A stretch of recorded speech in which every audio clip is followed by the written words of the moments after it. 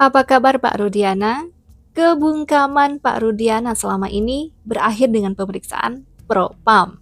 Sekuat apapun Pak Rudiana memilih diam jika pihak berwenang yang meminta keterangan atas kasus Vina dan Eki ini, Pak Rudiana mau tidak mau, ia harus bicara. Para pengamat pun angkat bicara bagaimana proses pemeriksaan, penyidikan, penuntutan, dan pelaksanaan hukuman saat itu. Apabila proses-proses di tiap tingkatan itu tidak memenuhi aturan, maka akibatnya proses-proses itu menjadi tidak sah.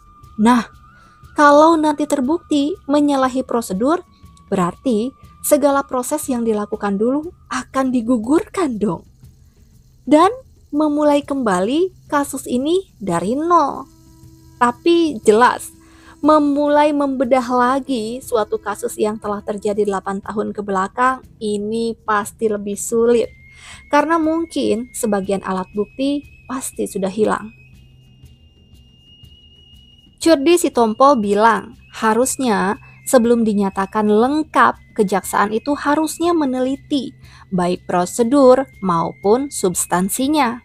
Kira-kira telah memenuhi unsur-unsur tindak pidana apa yang mau didakwakan.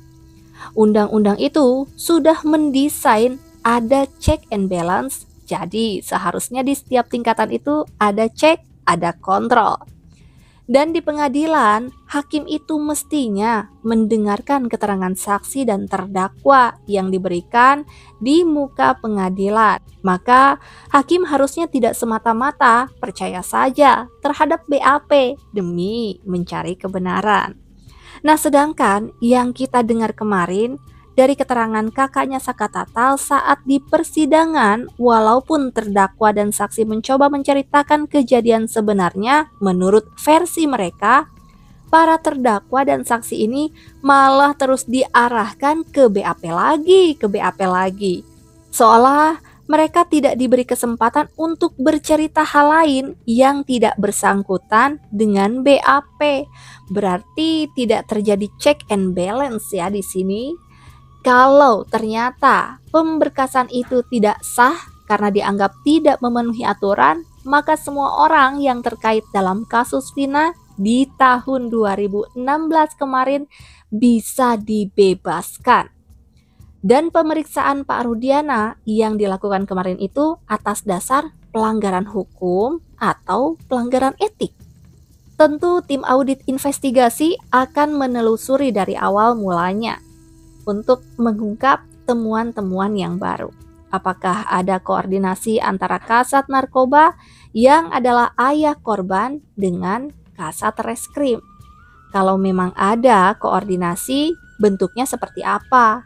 Dilengkapi surat perintah atau tidak? Lalu bagaimana pengawasan atasan ketika ada pihak yang potensial ada konflik kepentingan dalam penanganan kasus ini? Dan mungkin inilah yang menyebabkan kasus ini ditarik ke Polda. Nah, kalau ini memang terbukti, jadi ada unlawful proses, ya kan? Itu akibatnya nanti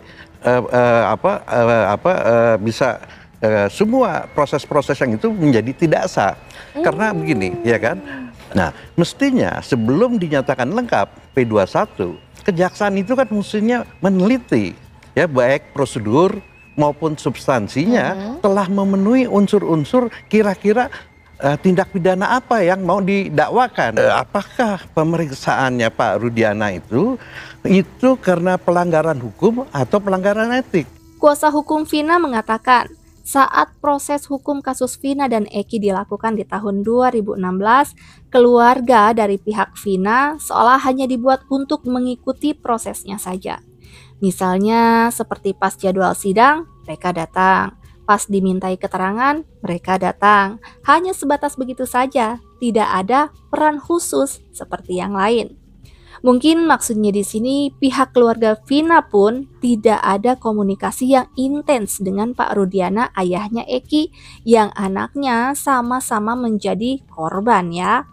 Keluarga Vina ini hanya manut-manut saja dan mengikuti saja sesuai apa yang diperintahkan. Mungkin karena saat itu memang tidak ada yang menuntun keluarga Vina atau kuasa hukum yang mendampingi keluarga Vina. Dan saat itu kasus Vina dan Eki itu tidak seviral sekarang. Jadi belum banyak yang tahu dan belum banyak yang mengawal kasus ini.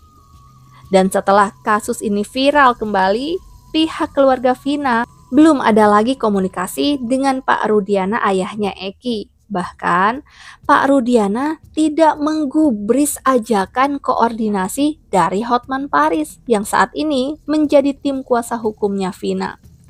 Sehingga tim kuasa hukum Vina ini menjadi bertanya-tanya, apa yang disembunyikan oleh Pak Rudiana? Padahal Pak Rudiana ini sama-sama pihak korban. Tentu harusnya ada koordinasi yang intens. Dari ketertutupan Pak Rudi untuk berkoordinasi dalam penanganan kasus ini, tim kuasa hukum Vina pun menyimpulkan bahwa ini ada yang tidak beres nih. Memang ketertutupan ayah Eki, Pak Rudiana, dalam mengikuti proses hukum dalam kasus Vina dan Eki di tahun 2024 ini menyeret pikiran negatif pada banyak kalangan. Karena kok sepertinya tidak semenggebu saat dia mencoba menangani kasus ini di tahun 2016 lalu. Iya kan? Sedangkan kepolisian juga kan punya aturan. Lalu bagaimana dengan tindakan yang dilakukan ayah Eki waktu itu yang katanya bertindak langsung dalam penangkapan pelaku-pelaku yang terlibat atas pembunuhan anaknya? Ini jelas tidak boleh ya, karena serse pun tidak semuanya bisa melakukan tindakan secara paksa jika tidak diberi tugas. Dan jika benar Pak Rudi ini melakukan kesalahan dalam menyalahgunakan tugasnya, maka pemberkasannya pun menjadi cacat hukum dan menjadi tidak sah. Dan institusinya juga harus mempertanggungjawabkan atas kejadian ini. Menurut Marwan Iswandi, purnawirawan Mayor TNI sekaligus kuasa hukum Peggy, menjadi aneh baginya si Andi, salah satu tersangka, motivasinya adalah sakit hati kepada grup XTC, sehingga terjadilah pembunuhan berencana ini. Nah, sementara sekarang ini, Andi ini menurut pihak kepolisian dikatakan adalah fiktif, dianulir. Berarti perkara ini adalah perkara fiktif, tetapi menahan orang, bahkan 8 orang lebih, bahkan klien saya katanya akan dipenjarakan juga, menjadi tahanan seumur hidup. Menurutnya penegakan hukum seperti ini sangat berbahaya sekali. Semoga banyaknya pihak yang mengawal kasus ini semakin membuka jalan kebenaran dan menghempaskan segala kekeliruan yang seharusnya tidak terjadi.